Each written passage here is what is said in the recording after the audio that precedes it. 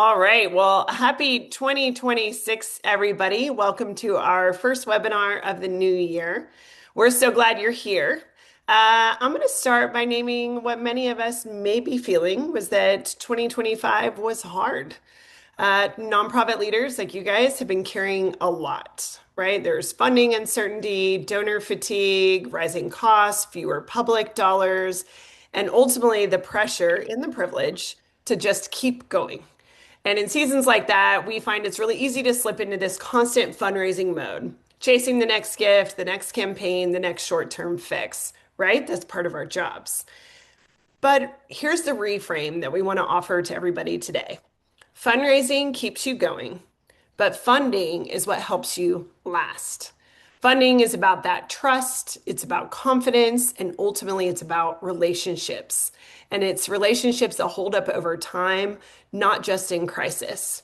So today's conversation is meant to be candid, honest, practical, not theoretical. Less best practices, more real talk.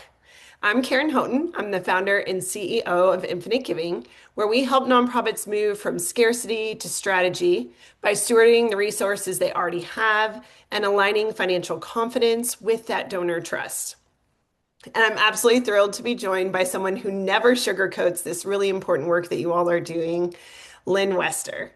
Welcome, Lynne. She is the founder of Donor Relationship Group and one of the most honest, smart, and experienced voices in donor relationships today. She's worked with organizations of every size and has an uncanny ability to say the quiet part out loud, especially when it comes to donor trust, stewardship, and where nonprofits sometimes unintentionally get in your own way. Lynne, I'm glad you're here. Before we really dive in, do you want to tell us a little bit more about yourself or how you came to this work? Thank you so much, Karen. I know that the chat seems to be disabled. We're going to work on that on the back end. I'm sure there's a setting or a switch or maybe a cord that didn't get plugged in this morning, but no worries. You can also chat with us in the Q&A. That seems to be working just fine. But my name's Lynne. I'm so excited to be here with Karen and her team at Infinite Giving. I've been in the fundraising space for 25 years this year. A little silver anniversary. I left my career at Walt Disney World in guest services, VIP relations, events, and started a job at a university in Florida. And ever since, I fell in love with fundraising, nonprofit work, and I am here to help give some perspective, to always tell the truth. And when I met Karen, I think, being someone who's been in the industry for a while, been around the block, I think when you meet someone who's smart and authentic, you're immediately drawn to them. I also have a huge BS detector, and I detected none with Karen. And I was like, this is someone that's going to be my friend. She just doesn't know it yet. And so I forced her to like me and to hang out with me. And it was one of the best decisions I've made in the last 5 years. And I'm just so grateful. And I can't wait to have a conversation. You guys can submit questions and just really talk about everything that's going on. And you're right, Karen, 2025, I don't know anybody really that had it as their best year. And 2026 has been interesting, but in community is where we live. So we can work on this together. Such a great perspective, and Lynn, you're very kind. You did not force me. I equally admire and like you as well. So I'm glad we're here today and inviting everybody into that conversation. As Lynn mentioned too, we're going to do Q&A. I know some of you actually already pre-submitted questions, which is amazing. We want to hear from you. So drop your questions in the chat. Nothing's off limits. We'll take as many as we can, and we'll take those throughout. But while those are coming in, let's go ahead and kick it off with Lynn, the phrase funding versus fundraising. When you hear it, what does that mean to you? And where do you think most nonprofits land with that? I immediately think of English grammar, like is funding the gerund of fundraising, or where would it go in my sentence diagram? But I really think that it's important to understand that fundraising is just one component of running an effective nonprofit. And it's a channel of revenue. There are also many nonprofits that use multiple channels of revenue. And so I think when we think about funding, we think about also being wise with the money that helps run the nonprofit, whether it be donated, granted, raised, just all different kinds of ways. I also think that fundraising is a human emotion, a relationship business. It's why I love fundraising. For the most part, most days love humans, always love dogs, but for the most part, humans are pretty cool most days. Funding sometimes can feel detached. Like, is it a fund? Is it a human? Does it involve math? Is there a spreadsheet? And so I think sometimes we have to humanize funding and fundraising and understand that all of it is to benefit people, the environment, whatever cause and mission we think about. Do you think that's innate and like, is everyone like, oh yeah, that makes sense? Or do you think it's a nuance of something that we all kind of do, or is it a real reframe? I really think that funding is a reframe because we're looking at our organization in terms of like assets and and liabilities sometimes also being candid, but really thinking about that funding our nonprofit could be passive income. It Right. could be from multiple channels. It doesn't have to be something where a lot of us feel like we're on a hamster wheel every year, raising our own salaries or budgeting or thinking about the what ifs or the doomsday scenarios of cutting funding to certain sources. And so I think if we think about funding our nonprofits, not just fundraising for our nonprofits, it adds a dimensional layer. The interesting thing about people is we're not flat Stanleys, right? We're not flat, we're round. And so are our organizations. And I think funding allows us to be a lot more round than fundraising does. Because there's so many sides too. Because I know for you, it's like we talk a lot about the donor and the relationship building and things like that. And then on the infinite giving side, it's often like we're talking, everyone's focused on bringing the money in, but no one's talking about what to do with the money, like once it's there. Like, how are we stewarding it? If you're doing a capital campaign, where does the money sit until you're ready to spend it? How are you stewarding it? How do you meet your donors where they are with larger kind of legacy style gifts? And a lot of organizations are like, oh, we can't take that. We can't accept that. A lot of churches do that. And then I'm like, well, what happened with that donor? And I've had several people be like, oh, well, they gave it somewhere else. And I'm like, how do you feel about that? Is that okay? And they're like, well, we wish we would have had that infrastructure earlier, but we didn't know. We didn't know if we could or we should or how we're supposed to think about that. And I think all of these kind of fit into that bucket of sustainability, long relationships, not quick fixes, not only bringing the money in, cultivating those relationships, but also managing the money as it comes in with wisdom and thoughtful stewardship. And I think you're straight there, Karen, in thinking about the arrow is flying straight there because I didn't go to school for finance, right? I don't know about you guys, but investments and things like that weren't courses I took in my liberal arts part of the world. I majored in foreign languages and African American studies, so I didn't get that part. And for many people, money can be intimidating, knowing how to use it, knowing what to do with it or how to make it work for you. My dad is the king of, how do I get my money working in the background for me? And so I think also sustainability. So 93% of nonprofits in the United States raise less than $1 million a year. There are so many, there's over 2 million nonprofits in the United States alone. Love it. Wonderful. But donors also like to give to organizations that are sustainable, organizations that aren't scrambling to cover one patch with a deposit from this patch or constantly moving money because they're worried about their balances or doesn't have steady staffing. And I think that funny, really thinking about funding your nonprofit, really thinking about long-term sustainability. Because for many of us, while we would love for our nonprofits to go away because the problem or issue that we're addressing is solved, that isn't a lot of our realities, right? And so I think we need to think long and hard about what sustainability at a nonprofit means, and that especially sophisticated donors reward good fiscal planning, great stewardship, excellent donor relations and experiences. All of that is calculated together. But If I'm a savvy donor, I'm not willing to give $100,000 to an organization that's had its checking account balance negative twice in the last year, or doesn't have multiple sources of security and income, or won't accept a planned gift. That kind of scarcity mindset is something that people like myself and you are constantly working to help us as an industry solve. And it always starts there. I always want to encourage people. I'm like, we've all been there. I've been the executive director of a nonprofit. I've been a fundraiser. We all start there. I think where it starts to tip in the opposite direction is when we think it's noble to stay there. And then the reality is we're putting our work at risk. Because sometimes I do hear nonprofit leaders say, if I have anything on my balance sheet, or if I ever were to have any kind of endowment, this donor won't give to me because they just look at the balance sheet and they see money on that.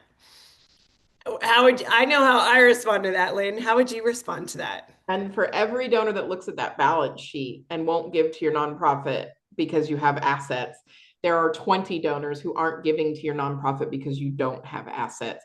To give the big splashy example that nobody wants me to banty about, Mackenzie Scott refuses to give money to organizations that can't cope with or manage the funds once they're given. And everybody and their mother right now is like, where's Mackenzie Scott? She is investing that charitable giving in organizations that can actually put it to use. Mhm. And so, and we all don't need Mackenzie Scott money. Some of you may, take your, kind of that lens off of it and say that, it's an investment for many donors. And those donors have worked hard for that money. Giving is not a rational decision. So fundraising and giving is 90% emotional. The 10% that is rational is this a well-run organization? Will they put my money to use? Is my money going to make a difference? Those kinds of rational questions are in the background, but they are there. And so that's that. I don't know, Karen, is that what you would say as well? Yeah, and they have to give themselves permission to say, hey, Absolutely. let's framework this because nonprofit leaders are amazing storytellers, right? You're passionate about the mission, you're able to tell the story, the impact of the work. And I think it's that piece of moving from scarcity to strategy, right? I wrote a book recently called Funding Your Mission. You can get it on Amazon if you want, but it's the idea of how do we move from that scarcity mindset, give ourselves permission to live in the strategy and say, okay, it's not about just sitting on funds and it's not about greed or hoarding, it's about intentionality. And then ultimately that leads to the sustainability piece. We actually have a couple of clients at Infinite Giving who've received Mackenzie Scott, grants and different things and awards. And a lot of what they've had to do is be like, oh, yes, we have a fiduciary partner. Here's our investment policy statement. Here's how we're going to manage these funds until we buy them down, right? And we're putting them in low risk, high liquid holdings. So it's all part of that relationship building, which actually, Katya actually pre-submitted a question that kind of leads a little bit into this. And she asked, how do you communicate to the finance team and board leadership that donors are not ATMs and building relationship takes time? So building relationships is one of the most time intensive things you can do, but it's also one of the most worthwhile. So when I did my master's on fundraising, I decided to look at a group of $1 million donors, people who had written a check, made a wire transfer for a cash gift of $1 million or more. 89% of them started their giving with a gift less than $250 more than 10 years ago. So if we don't think about the relationship, the long-term relationship, we are cutting ourselves off or short. It's very similar, Katya, to people who say to me, well, they only gave $50. Do we have to thank them? And I'm like, no, you don't have to do anything. But if you don't thank a $50 donor, then they will never become your $1 million donor. They will never become the person, because gratitude is part of our social responsibility. It also is just good fundamental manners in most cases, right? Like to thank someone. But fiscal stewardship is also that same thing. So donors aren't ATMs. Building relationships takes time. So the average major gift from an already giving donor, from discussion to completion or signing of the gift agreement, takes 18 months and 9 touches. So it's not just patience. I call it polite persistence in a good relationship, where you're continuing to lob the ball and making sure it doesn't fall down. But also understand that donors give to between 5 and 9 nonprofits in the United States each year. You're one of. And so instead of saying, maybe your leadership can reframe their perspective, they're not your donors. You are their charity. And Mm. so as we reframe that lens, we can also start thinking about, how do I treat people that I'm in a deep, meaningful relationship with? How do I get people who want to be in deep, meaningful relationships with me? Because nobody wants to be in a relationship with takers. And so, Katya, I would also recommend the book Give and Take by Adam Grant, one of my favorite psychologists, authors, just all around good human.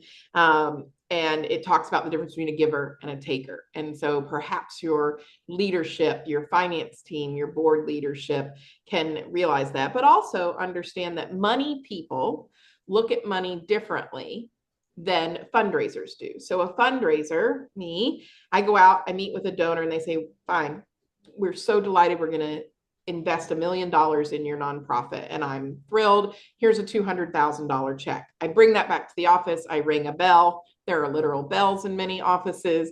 I celebrate. I have just helped the organization raise $1 million. My finance department just says, thank you, we've just incurred $800,000 in debt.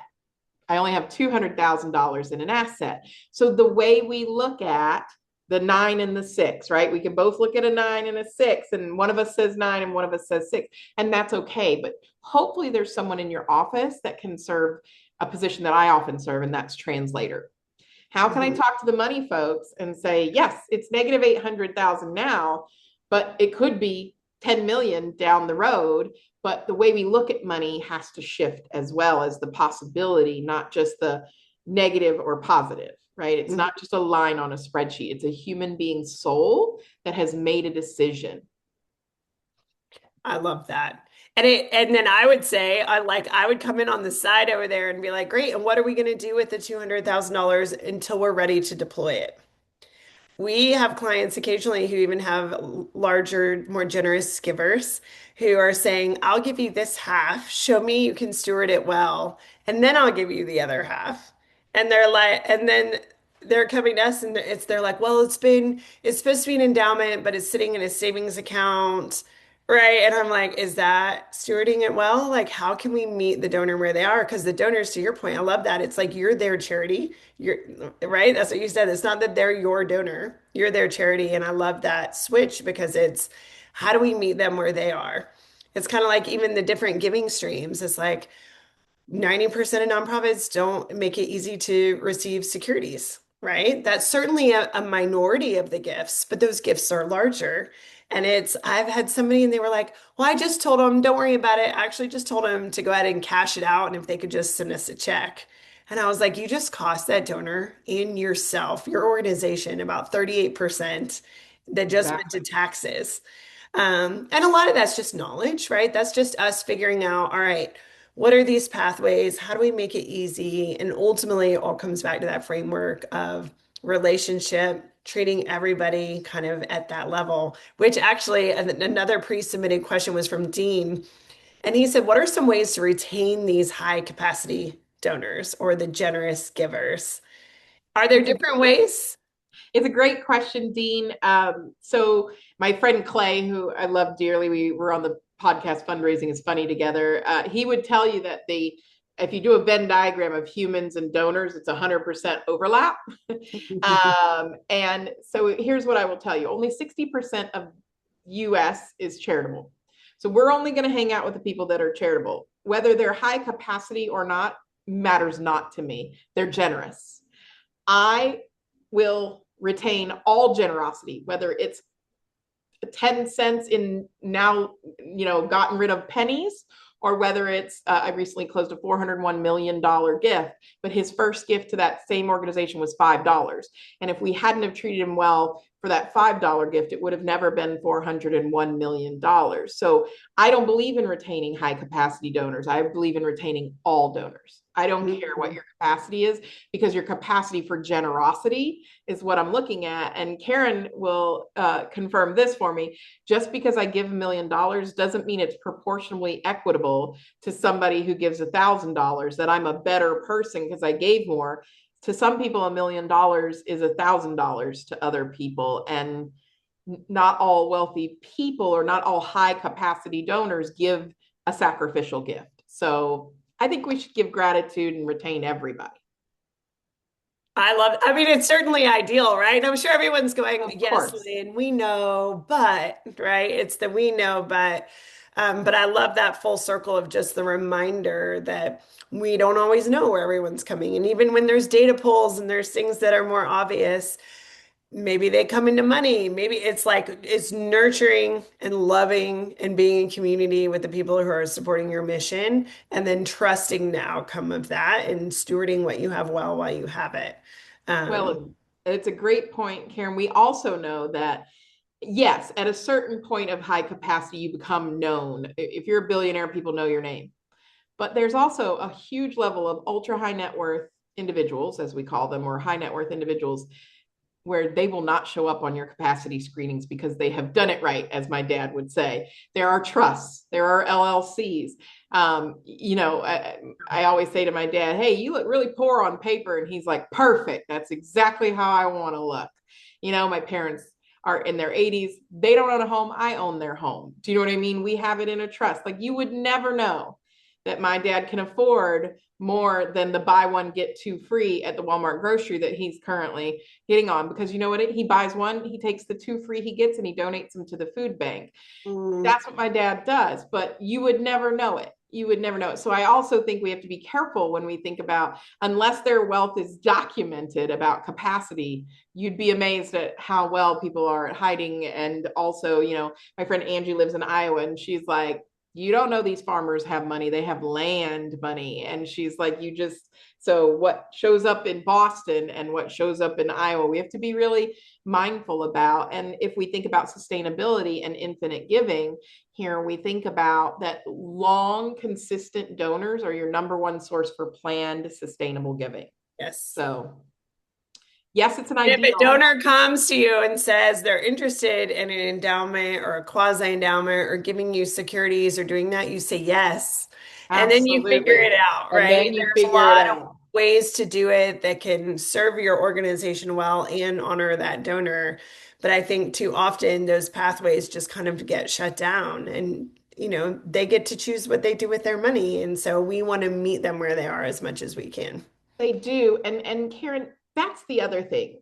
Not all of us, when we start nonprofits or working at nonprofits, are partnered with great financial professionals. Mm. Some of us don't know the banks that we work with. Some of us don't, and big banks, small banks, doesn't matter. But make sure that you have financial professionals that are serving your needs, that are walking alongside you rather than treating you as an ATM or an account or a high capacity thing.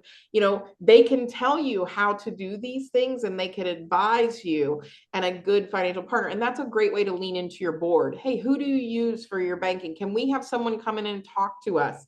Here's this book that Karen wrote. How do we do some of these things without shaking the whole foundation of what you're doing? There are small, meaningful steps that you can take to help improve your financial wherewithal Yeah. at your organization. Agreed. All right, we got another question. It says many funders prefer program support over core operations. Almost all of them, right? Even when core capacity is what makes the program related work possible. What may work to fund the engine of the nonprofit and not only the project programs that donors find exciting? So that's a how do we approach, I guess it's saying, hey, how do we support this tension that exists? And like, hey, we've got to exist. There's overhead. We could talk about the overhead myth. Like, I think there's a lot of ways you could take this, Lynn. What are you thinking? We could talk about the overhead myth all day. I'll be honest, in my 25 years, I have met with tens of thousands of donors, and I've had one bring up overhead ever, Okay. ever. donors of all ages, races, types, religions, backgrounds. They're not talking about it the way they think we're talking about it. What they're talking about is, what do you need in order to be successful? And I think a lot of the time we don't do ourselves any favors when we say we need this $700,000 to go straight to programs, when a sophisticated ask would be, it would be great if we could have $500,000 going to our programs and $200,000 going to the infrastructure of the organization. Here's what we plan to do with that $200,000. For example, when people say to me, well, why should I give, why should I support fundraising? Because if you give me $1, I'll give you back 10 plus dollars given time and effort, the return on investment. And so I say to donors that a blended gift is something we could really use. Yes, you want to fund your passion. Here's the thing. I need people to go enact that passion on the program side. I need someone to go raise money for it, right? So what I say to them is, we would love your money for the programs. We also would love your money. And I don't say things like to keep the lights on. I find that to be diminishing and pejorative. You should be able to keep the lights on. If not, then maybe it's time to commingle with another nonprofit or something. So it's not survival money, it's thriving money. And Karen and I both run for-profit businesses. And I had my team, like our big one day all in, we planning and strategery and all that fun stuff. And it used to be very much more difficult for me to put out money and then be patient and wait an expense and then patient and wait for it to come around.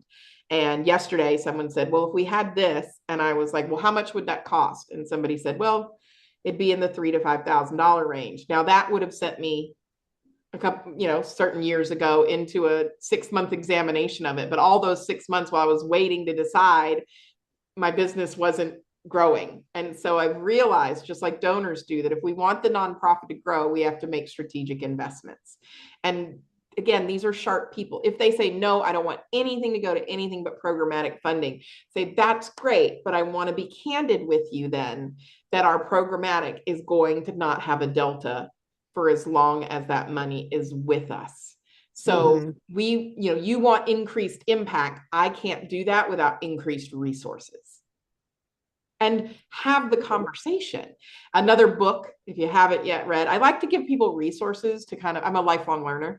Crucial Conversations. If you haven't read Crucial Conversations, it's how to have crucial conversations when the stakes are high. And I just think you can't be afraid to tell donors the impact. So yes, thank you for this $500,000. It will take us 2 to 3 years to spend that money because of our staffing levels. So love Crucial Conversations for that. Absolutely. We see a lot of that when people are doing like capital campaigns and they're like, we're going to purchase a building, we're going to build a building, community centers, clinics, churches, things like that. And the question I always ask is, how are you funding the maintenance for it?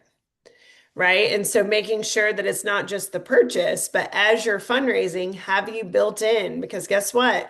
Every 7 years, you're going to need to paint, maybe more than that, right? You got to replace carpet, you got to buy furniture, you got to, if your HVAC breaks. So there's all these things that if we don't financially plan and we don't tell those stories to those donors, then we get this big fancy new building or we launch a new program, one thing goes wrong and everything goes off the rails. And then we're back to the desperation kind of feel, which is a hard place to be, but with proper framing. And again, most generous givers are pretty savvy business people, and so they should understand that, right? And they even They do. legacy giving is often about sustainability. Oh, you love that program.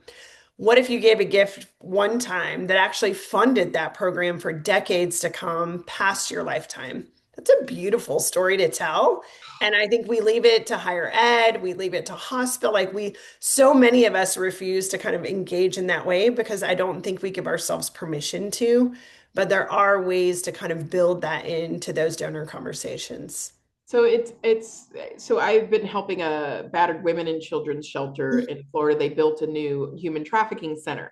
And they said, okay, the cost is $7 million. We need to raise $7 million. I said, nope, we're going to raise $10 million.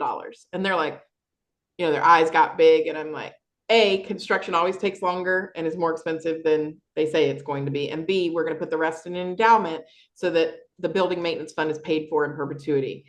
We went out to two lead donors. We said to them, here's what we're trying to do. Here's what the money that we need. And they said, okay, so this is and we had the spreadsheet. Here's the construction cost. Here's the approximate timeline. And they're like, okay, what is this additional money? I'm like, that's the endowment to make sure that all the physical plant is upkept. That's our hurricane insurance. That's everything. And they were like, this seems like a solid plan. It also, Right. we had a 15% contingency fund in there. And there was no, well, I don't like that my money's going to go into a savings account and nobody's going to spend it until they need a new roof, or that this is going to pay some insurance agent. They were like this. I think if we had gone to those same donors without the contingency plan, without the endowment, without the physical plant, they would have been like, well, so what are you going to do when a hurricane hits? Right. And so Absolutely. they're savvy. They're looking for it. They're absolutely looking for it. I know we're at time. We have so many good questions coming in. So, Lynn, if you have a minute, you want to do like one more, then we can Yeah, call let's it. do the one in the Q&A. All right. Well, actually, all these are Q&A. We didn't even get to my questions, That's okay. which is great. All right. Here's another great question that it came through. It says, how are funding versus fundraising teams evolving? What roles on your team can best help with like those 9 touch points? What's their title? Who's doing this well? I love this question because it's so granular and we're like, hey, we're going to be real talk practical. So like as we're moving into this, like for these teams, for these fundraisers, how is that evolving and what does that currently look like? I'm going to give one position and then I want you to give one position Okay. that I think every nonprofit should have, whether Okay. it's fractional, whether it's full time. Again, when we talk about positions, it could be a contractor, it doesn't have to be a full FTE.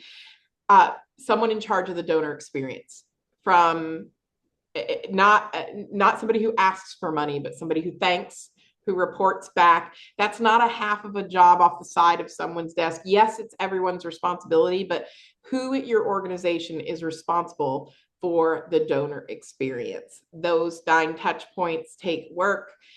Systems can help us, but there is no AI in the world that can authentically make a donor feel good about their donation. And so I'm going to kick it to Karen for the operational maybe side of what you need, or some help you need. Yeah, I love even what you said. Like, right, I give my family, my husband and I give, and it's, my favorite, like if we're really candid, I want to be known. Not like spotlighted. Oh my gosh, you did. I just want whoever's on the other side to know.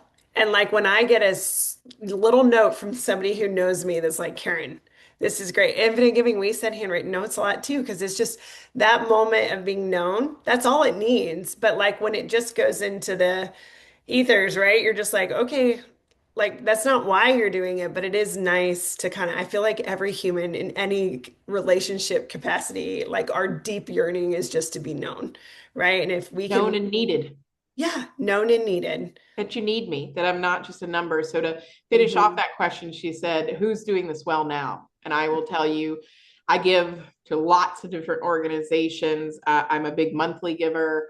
And I will tell you, I always look for my unicorns. So my unicorns are Charity Water. My unicorns are Team Rubicon. My unicorns are World Central Kitchen. I have a tiny local one that I love, two of them, Pause with a Cause, and uh, Casa of Tarrant County, Texas. Those are two that I give to that just fill my cup. And so I'm looking for places that aren't always asking me for money, but that are honoring me and making me feel known and needed. We need your gift, you, without it being this constant conversation about what have you done for me lately. So Right. love that question. I've loved this conversation, Karen. Mm. How I can love people it find too. out more? Like from you, how can people, I know we've got your book, right? Which we talked about earlier. What else can they do? Yeah, I appreciate that. Ultimately when you look at oh, Thanks, Lauren. Lauren's on there too for infinite giving, right? There are multiple ways that we can serve you. But in that kind of role, when we were talking about, hey, what are these teams looking like? Our greatest honor is when we can be a fiduciary partner. We're outsourced, right? But it's like we aren't just, yes, I'm an investment advisor, and if you ask 10 of us, well, I'll give you 10 varied opinions, right? But at the same time, guess what? We understand the work you're doing. We only work with tax exempt entities. Our focus is small to mid-sized nonprofits, right? So having somebody who can come along those boards, the investment committees, the finance teams, and listen and help you plan and help you strategize.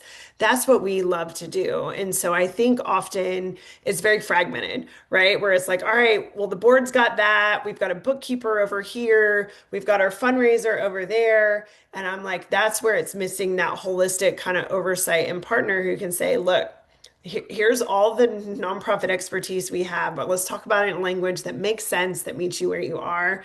So that's a lot of what we do at Infinite Giving. And again, a lot of the resources that we have, a lot of the strategies is in the book. We were like, hey, we talk about this a lot. Let's give it to everybody. And so, Lynn, I just thank you for being part of this conversation. I think we could have easily made this twice as long, but I know everybody is busy. Anytime. We can But always come back together. yeah, just I love your honesty and your wisdom.